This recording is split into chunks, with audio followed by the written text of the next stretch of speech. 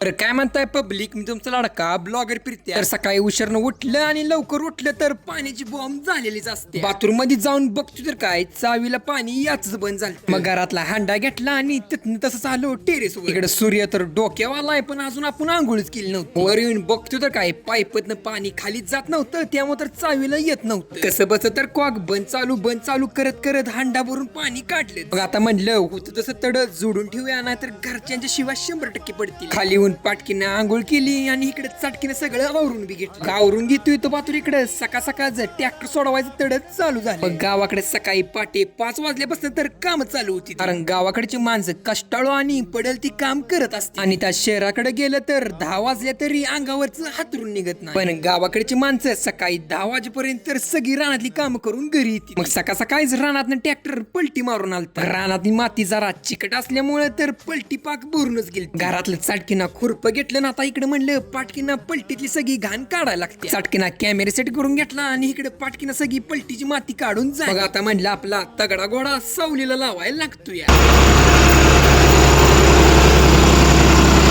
आपल्या भावाचे व्हिडिओ आवडले असलेस तर व्हिडिओला लाईक आणि आयडीला फॉलो करून जावा. संपला विषय.